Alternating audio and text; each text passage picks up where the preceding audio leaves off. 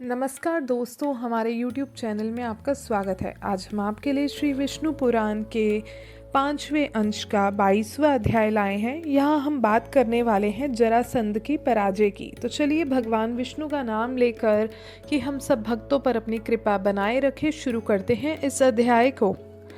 श्री पराशर जी मैत्रेय जी से कहते हैं कि हे मैत्रेय, महाबली कंस ने जरासंध की पुत्री अस्ति और प्राप्ति से विवाह किया था।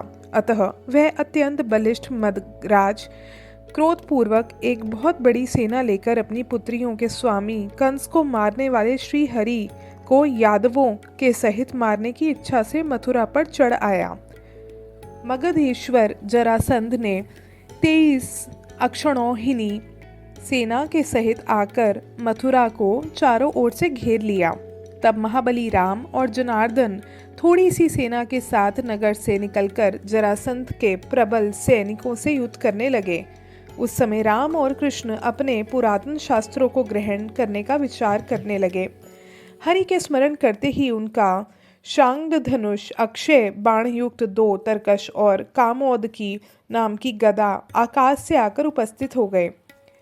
बलभद्र जी के पास भी उनका मनोवांछित महान हल और सुनंद नामक मूसल आकाश से आ गए। इसके बाद दोनों वीर राम और कृष्ण सेना के सहित मगध राज को युद्ध में हराकर मथुरापुरी में चले गए।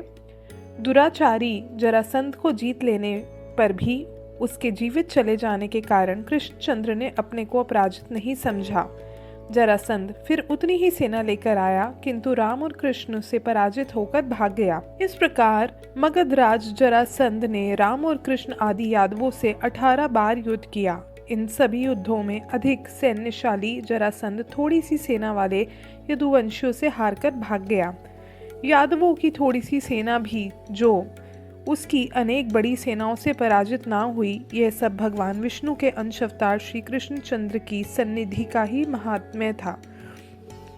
उस मानव धर्मशील जगतपति की यह लीला ही है कि ये अपने शत्रुओं पर नाना प्रकार के अस्त्र शस्त्र छोड़ रहे हैं, जो केवल संकल्प मात्र से ही संसार की उत्पत्ति और संहार कर देते हैं। उन्हें अपने शत्रु पक्ष का नाश करने के लिए भला उद्योग फैलाने की कितनी आवश्यकता है।